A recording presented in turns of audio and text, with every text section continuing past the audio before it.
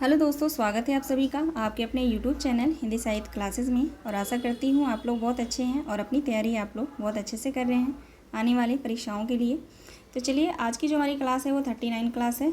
इस क्लास में हम हिंदी निबंध पढ़ने वाले हैं, जिसमें भारतेंदु युग और द्विवेदी युग के सभी निबंध एवं निबंधकार को हम पढ़ेंगे। कुछ निबंध को मैं आपको ट्रिक के माध्यम से याद कराऊंगी और कुछ निबंध ऐसे हैं जहाँ पे ट्रिक नहीं बन सकता, उसको जो है बार बार हम रिवीजन करते रहेंगे। आप लोग रिवीजन करते रहिएगा, बार बार पढ़ते रहिएगा तो ज़रूर याद हो जाएगा। ठीक है, आप सभी को पता है सरस्वती पांडे गोविंद पांडे की बुक से जो है मैंने आदिकाल से क्लासेस स्टार्ट की थी और अभी तक जो है हमने हिंदी कहानी तक पढ़ के कंप्लीट कर लिया है। और जितना भी मैंने पढ़ाया है उससे संबंधित जो है MCQ भी मैंने कराया है। तो सभी का प्लेलिस्ट बन गया है, वहाँ से जाकर आप सभी क्लासेस और प्रैक्टिस सेट देख सकते हैं और अपनी तैयारी को और मजबूत बना सकते हैं। आपसे एक खास बात करनी थी मुझे कि TGT का जो सिलेबस है उसमें संस्कृत साहित्य और व्याकरण को छोड़ के देखा जाए तो जो भी टॉपिक है हम इस बुक से सरस्वती पांडे गोविंद पांडे की बुक से जो पढ़ रहे हैं वो वेल एंड गुड है, सबसे अच्छा है। इसके बावजूद भी आप जो है बच्चन सिंह की बुक और आचार्य रामचंद्र शुक्ल की बुक को आप लोग पढ़ते रहिएगा। रामचंद्र तिवारी की बुक है तो उसको भी आप लोग पढ़ते रहिएगा। ठीक है, ये प्रमाणित बुक है, इनको आपको पढ़ना मोस्ट इम्पॉर्टेंट है। अब बात आती है व्याकरण की। व्याकरण में जो वासुदेव नंदन की जो पुस्तक है वो सबसे बेस्ट है। वहीं से क्वेश्चन जो है पूछा गया था पिछली बार और हर बार पूछा जाता है। तो मेरे पास वो बुक है, तो मैं ये सोच रही हूँ कि मैं टेलीग्राम चैनल पर जो है 10 से 15 क्वेश्चन जो है विलोम शब्द, पर्यायवाची और समास, संधि, ये जो भी हैं व्याकरण के जो भी सिलेबस हैं व्याकरण में उससे संबंधित जो है 10 से 15 क्वेश्चन मैं वहाँ पे पोल प्रश्न दूँ और आप लोग उसको डेली जो है सॉल्व करते रहिए। तो इससे जो है आपकी तैयारी और मजबूत बनेगी और आपको याद हो जाएंगे।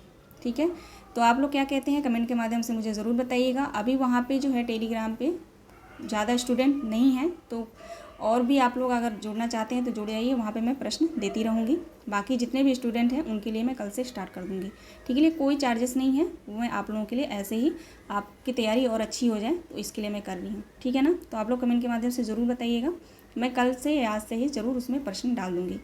तो डिस्क्रिप्शन बॉक्स में टेलीग्राम का जो है लिंक दे दिया गया है, तो आप लोग ज्वाइन हो सकते हैं। आप सभी का बहुत बहुत स्वागत है। चलिए क्लास स्टार्ट करते हैं, देखते हैं। सबसे पहले भारतेंदु युग के सभी निबंध एवं निबंधकारों को हम पढ़ेंगे। बात करेंगे, यूरोप में निबंध साहित्य के जनक फ्रेंच विद्वान मानतेन को माना जाता है। ध्यान रखिएगा, मानतेन जो है फ्रेंच विद्वान हैं, इनको जो है यूरोप में निबंध साहित्य का जनक माना जाता है। ठीक है, आगे बढ़ेंगे, आगे देखेंगे तो अंग्रेजी साहित्य का प्रथम निबंधकार कौन माना जाता है, तो लॉर्ड बेकन माने जाते हैं। ठीक है, लॉर्ड बेकन को जो है अंग्रेजी साहित्य का प्रथम निबंधकार माना जाता है। अब हम देखेंगे हिंदी के प्रथम निबंध एवं निबंधकार और प्रस्तोता, यानी किसने जो है हिंदी निबंध के प्रथम निबंधकार माना है और उसके निबंध को किसने माना है। ठीक है, सबसे पहले बात करेंगे आचार्य रामचंद्र शुक्ल की। आचार्य रामचंद्र शुक्ल ने भारतेंदु हरिश्चंद्र को प्रथम निबंधकार माना है। ठीक है, लक्ष्मी सागर वर्षराय ने जो है बालकृष्ण भट्ट को माना है। बालकृष्ण भट्ट को किसने माना है प्रथम निबंधकार, तो लक्ष्मी सागर वर्षराय ने। गणपत चंद्र गुप्त ने किसे माना है, तो शिव प्रसाद सितारे हिंद को माना है प्रथम निबंधकार। वर्ष 1839। राजा भोज का सपना, ठीक है ना, राजा भोज का जो सपना जो निबंध है वो राजा शिव प्रसाद सितारे हिंद का है। प्रथम निबंध किसने माना है, गणपत चंद्र गुप्त ने माना है। आगे बात करते हैं विश्वनाथ MA, इन्होंने किसे माना है, तो सदा सुखलाल को प्रथम निबंधकार माना है और इनका निबंध सुरासुर निर्णय, इसको जो है प्रथम निबंध माना है। ठीक है, आगे बढ़ते हैं, आगे देखेंगे अन्य सभी विद्वानों ने सर्वमति से जो है भारतेंदु हरिश्चंद्र को हिंदी निबंध का जनक माना गया है। ठीक है, अब यहाँ पे जो है आलोचकों के अनुसार पूछा जाए तो आप ये ध्यान रखिएगा सभी, और अन्य विद्वानों यानी सभी विद्वानों यानी सबके सर्वमति से जो पूछा जाए तो आप लोग ध्यान रखिएगा भारतेंदु हरिश्चंद्र ही हैं। ठीक है, हिंदी निबंध के जनक।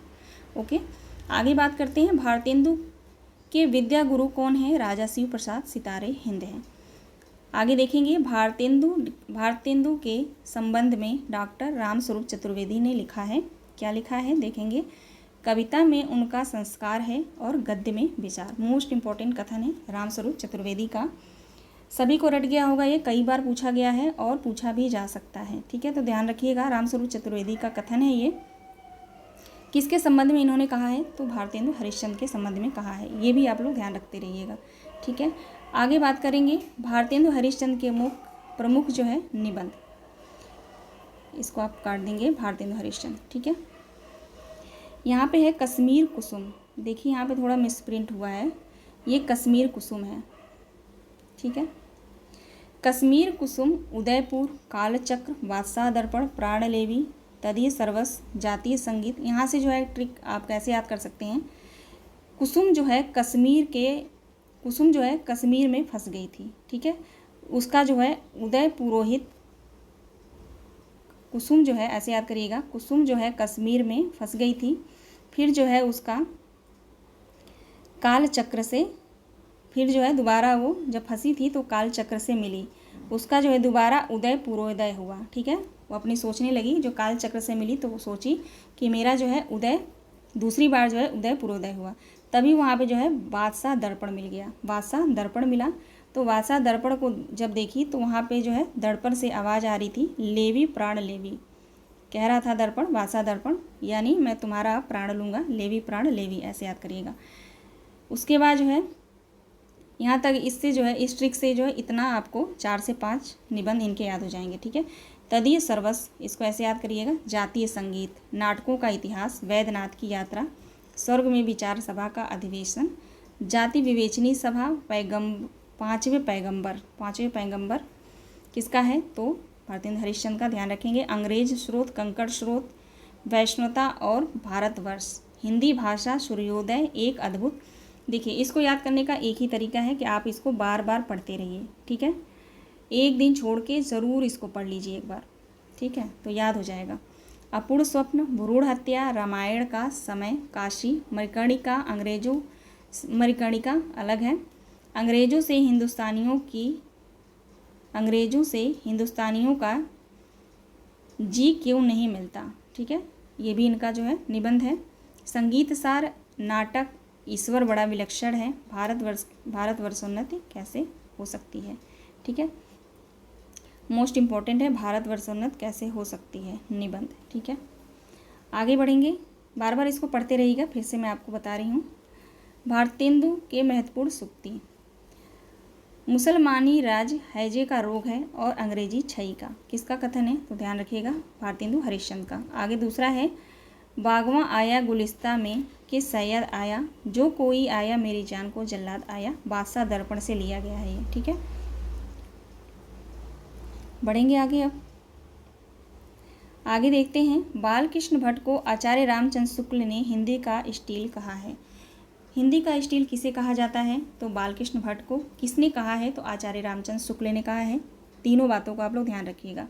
अब स्टील कैसे याद रखेंगे, बाल किसी का हट जाता है सिर से तो स्टील जैसा दिखता है, ठीक है ना। तो यहाँ पे देखेंगे बालकृष्ण भट्ट जो है, बालकृष्ण भट्ट का सारा यहाँ पे निबंध दिया गया है। चंद्रोदय, संसार महानाटकशाला, प्रेम के बाग का सैलानी, साहित्य जनसमूह के हृदय का विकास, शब्द का आकर्षक शक्ति, साहित्य और सभ्यता के घनिष्ठ संबंध, इंग्लिश पढ़े तो बाबू हुए, आत्मनिर्भरता, कल्पना, मेला ठेला, रोटी तो किसी बात कमाए खाए, है ना, मुछंदर पूरा है यहाँ से, रोटी तो किसी बात कमाए खाए मुछंदर, बाल विवाह एक अनोखा स्वप्न, ऐसे याद करिएगा, बाल विवाह एक अनोखा स्वप्न, माता का स्नेह, कालचक्र।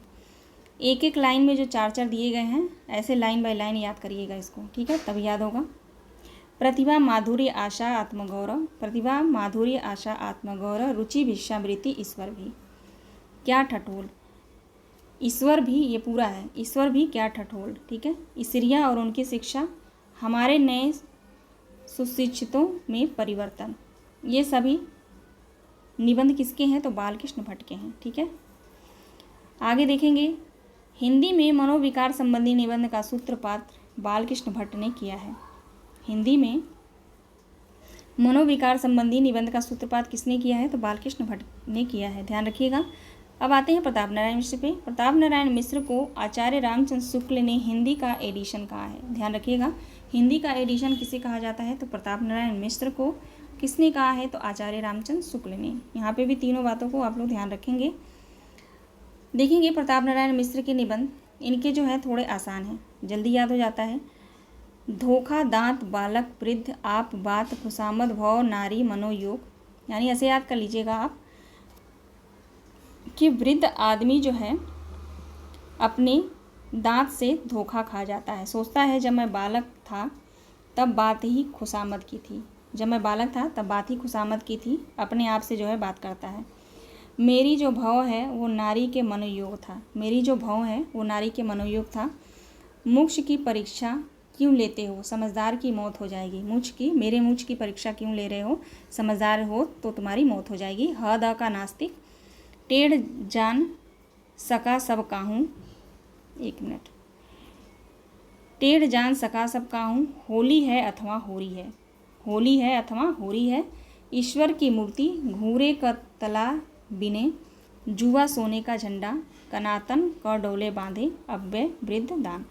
ये सभी ऐसे निबंध हैं जो आप जो है बार बार पढ़ेंगे तो याद हो जाएगा, और आएगा आप पढ़े रहेंगे तो बिल्कुल आप कर ले जाएंगे, अलग से पहचान में आ जाता है, लेकिन पढ़े रहेंगे तब, है ना।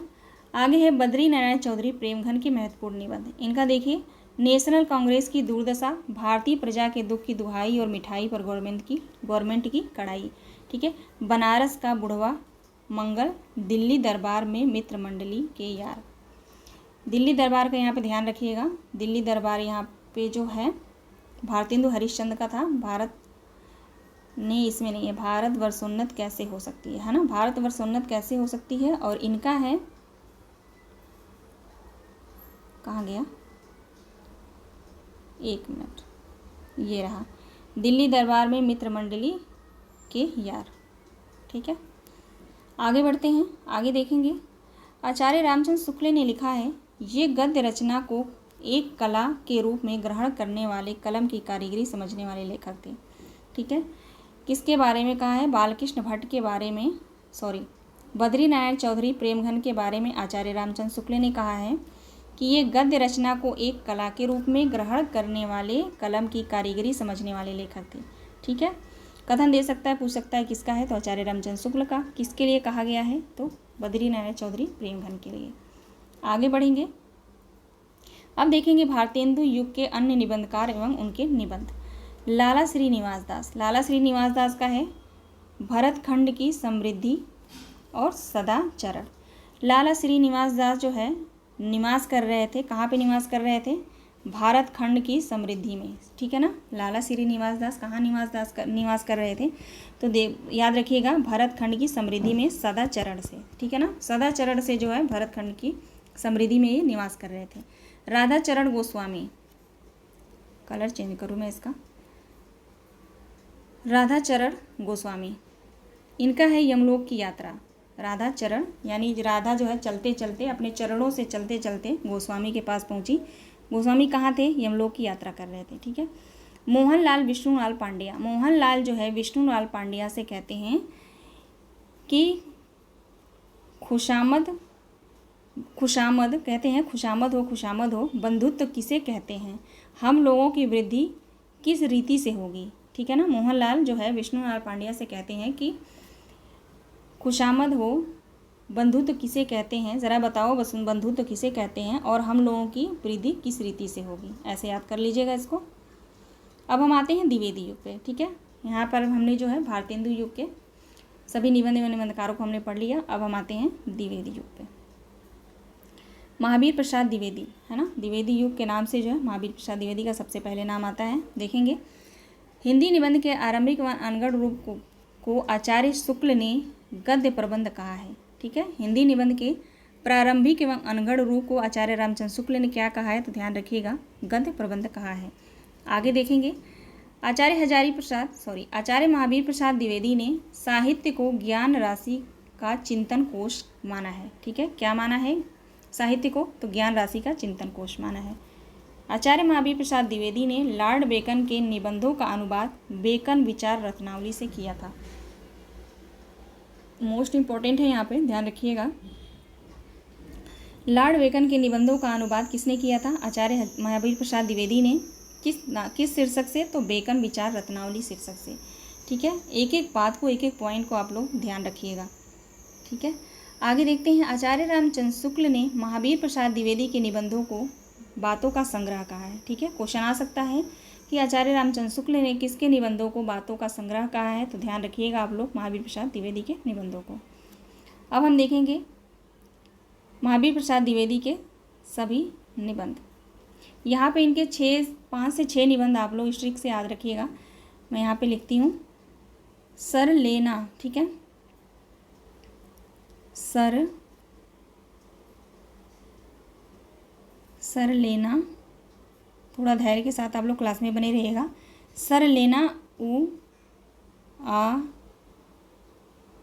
का, ठीक है, सर लेना उआ का। ये ट्रिक आप लोग लिख लीजिएगा। स से हो जाएगा संपत्ति शास्त्र, र से रसक रंजन, ले से लेखांजलि, ना से नाट्य शास्त्र, ऊ से हो जाएगा उपन्यास रहस्य, आ से हो जाएगा आगरे की शाही इमारतें, का से हो जाएगा कालिदास के समय का भारत, ठीक है। तो इस ट्रिक से जो है आप देख सकते हैं 7 निबंध को आप लोग बहुत अच्छे से याद कर सकते हैं। याद हो जाएगा सर लेना आऊ का, सर लेना आऊ का 4 से 5 बार आप बोलेंगे, बिल्कुल आपके ट्रिप पे होगा। और ये सारे निबंध भी नहीं, अगर निबंध याद आएगा तो ये, अगर ये ट्रिक आपको याद है तो निबंध आपके सामने आएगा तो आप जान जाएंगे, ठीक है। उसके बाद जो है, चलिए अब मैं हटा देती हूँ। दोबारा आप लोग नहीं देख पाए हैं तो दोबारा आप लोग देख लीजिएगा। इसके आगे का जो है यहाँ पे दंडदेव का आत्मनिवेदन, ठीक है। अब यहाँ से एक दूसरा ट्रिक मैं आपको बताती हूँ। दंडदेव का, महावीर प्रसाद द्विवेदी के पास जो है दंडदेव का आत्मनिवेदन आता है। क्या आत्मनिवेदन आता है? वो कहते हैं कि महावीर जी मुझे जो है भाषा और व्याकरण सिखा दीजिए, मुझे भाषा और व्याकरण सिखा दीजिए, क्योंकि मैं कवि हूँ और कविता करता हूँ, ठीक है। ध्यान रखेंगे, महावीर प्रसाद द्विवेदी के पास जो है भवदेव कह रही हूँ, दंडदेव का निवेदन आता है। क्या निवेदन आता है? वो कहते हैं महावीर जी मुझे भाषा और व्याकरण सिखा दीजिए, क्योंकि मैं कवि हूँ और कविता ही करता हूँ। तो महावीर प्रसाद द्विवेदी जो है कहते हैं कवि बनने के लिए सापेक्ष साधन चाहिए, ठीक है। कवि बनने के लिए जो है सापेक्ष साधन चाहिए। मुझे जो है प्रभात के समय नेपाल में मिलिए, कहते हैं मुझे प्रभात के समय नेपाल में मिलिए, ये आपसे जो है मेरा आत्मनिवेदन है, ठीक है। ये कह के जो है कहाँ चले जाते हैं? म्यूनिसिपालिटी के कारनामे, ठीक है ना, म्यूनिसिपालिटी के कारनामे जो है देखने चले जाते हैं। इसको आप लोग अलग से याद कर लीजिएगा। महाकवि माघ का प्रभात वर्णन, वहाँ पे जो है कारनामे में क्या क्या देखते हैं? महाकवि माघ के प्रभात का वर्णन। फिर दमयंती का चंद्रोपालम और सुतापराधे जनकस्य दंड, ठीक है। रिवीजन दोबारा रिपीट करके जो है आप लोग इसको ट्रिक को देख लीजिएगा, ठीक है। थोड़ा निबंध है तो इस पर ट्रिक बहुत कठिन से बनता है, लेकिन बनाना तो पड़ेगा, है ना। कुछ ना कुछ ट्रिक, कुछ ना कुछ जोड़ के हमें याद करना पड़ेगा इसको, तभी याद होगा। आगे देखेंगे, बाबू बाल मुकुंद गुप्त ने महावीर प्रसाद द्विवेदी के निबंध भाषा और व्याकरण से अनिस्थिरता शब्द को लेकर उनकी आलोचना आत्माराम नाम से किया है। ध्यान रखिएगा, बाल मुकुंद गुप्त ने महावीर प्रसाद द्विवेदी के निबंध से क्या लिया? भाषा और व्याकरण को लेकर जो है इन्होंने भाषा और व्याकरण से अनिस्थिरता शब्द को लिया, उसको लेकर जो है इन्होंने आलोचना उनकी किस नाम से की? तो आत्माराम नाम से। 3 से 4 यहाँ पे क्वेश्चन बनते हैं, तो ध्यान रखिएगा। आप लोग भी, मैं आप लोगों से कहती हूँ, जब आप लोग पढ़ते हैं थ्योरी क्लास जब आप पढ़ते हैं, खुद से भी पढ़ते हैं, तो आप 1 लाइन पढ़िए, 2 लाइन पढ़िए, उसके बाद खुद से दिमाग में सोचिए कि इसमें क्वेश्चन क्या क्या बनेंगे, किस किस तरह से क्वेश्चन बन सकते हैं, ठीक है। क्योंकि क्वेश्चन ही घुमाया जा रहा है, डीपली क्वेश्चन पूछा जा रहा है, क्वेश्चन को घुमा के पूछा जा रहा है, जहाँ पे हमारी नज़र नहीं पहुँचती थी। तो इसलिए मैं कहती हूँ बहुत ध्यान से आप लोग पढ़ा करिए, एक एक शब्द को, एक एक वर्ड को आप लोग बहुत अच्छे से बोलते हुए पढ़ते रहिए, ठीक है। चलिए आगे देखते हैं। बाल मुकुंद गुप्त ने सन 1904 से सन 1905 ईस्वी में भारत मित्र में शिव शंभू के चिट्ठे, यहाँ पे होगा शिव शंभू के चिट्ठे। एक मिनट बस।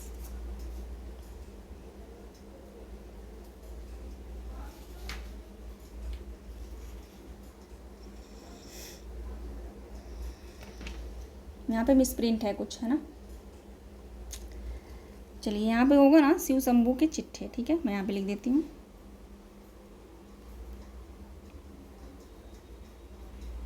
शिव शंभू के चिट्ठे नाम से जो है तत्कालीन गवर्नर जनरल लॉर्ड कर्जन को संबोधित करके इन्होंने निबंध लिखा था। लॉर्ड कर्जन जो है, इसके समय में जो है 1905 ईस्वी में बंगाल विभाजन हुआ था, आप सभी को पता था, पता होगा, है ना। बंगाल विभाजन किसके टाइम पे हुआ था? लॉर्ड कर्जन में। उस समय जो है ये भारत का गवर्नर जनरल था। तो ठीक है, इसी के समय में जो है बाल मुकुंद गुप्त ने 1905 ईस्वी में भारत मित्र में शिव शंभू के चिट्ठे नाम से तत्कालीन गवर्नर जनरल लॉर्ड कर्जन को संबोधित करके इन्होंने यह निबंध लिखा था। ठीक है, आगे बढ़ेंगे। बाल मुकुंद गुप्त के निबंध गुप्त निबंधावली शीर्षक से प्रकाशित हुआ था। ध्यान रखिएगा, बाल मुकुंद गुप्त के निबंध जो है किस शीर्षक से प्रकाशित हुआ था? तो गुप्त निबंधावली। आगे देखेंगे, अध्यापक पूर्ण सिंह ने हिंदी में कुल 6 निबंध लिखे हैं। ये भी क्वेश्चन आता है ना, कई बार पूछा गया है कि किस निबंधकार ने जो है कुल 6 निबंध ही लिखे हैं? तो अध्यापक पूर्ण सिंह ने। ठीक है, ध्यान रखिएगा, 6 निबंध इनके देखेंगे। आचरण की सभ्यता, मजदूरी और प्रेम, सच्ची वीरता, पवित्रता, कन्यादान, अमरीक का मस्त कवि, वाल्ट हिटमैन। ठीक है, अब इसको ट्रिक के माध्यम से ऐसे याद करिएगा।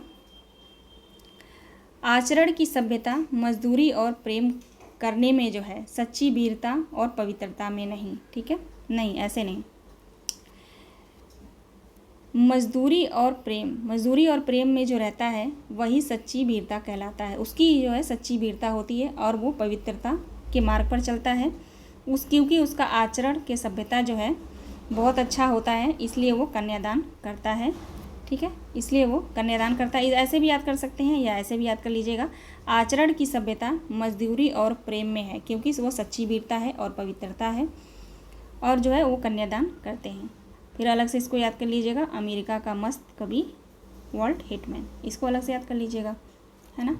आगे बढ़ेंगे। आचार्य महावीर प्रसाद द्विवेदी ने लिखा है, अच्छी हिंदी बस एक व्यक्ति लिखता था। वो कौन थे? बाल मुकुंद गुप्त थे। ठीक है, चलिए आगे देखेंगे। बाल मुकुंद गुप्त की यहाँ पे पंक्तियाँ दी गई हैं। बड़े धूम से टेसू आए, लड़के लाड़ी साथ लगाए, होगा दिल्ली में दरबार, सुनकर चौक पड़ा संसार। किसका है ये कथन? उक्ति किसकी है? बाल मुकुंद गुप्त की है। अब हम आगे देखेंगे। चंद्रदास शर्मा गुलेरी ने कछुआ धर्म और मारे सिमाही कुठाओं शीर्षक से जो है महत्वपूर्ण निबंध लिखे थे। इनके 2 निबंध हैं, कछुआ धर्म और मारेसी माहू कुठाओं। ठीक है, दोनों को ध्यान रखिएगा।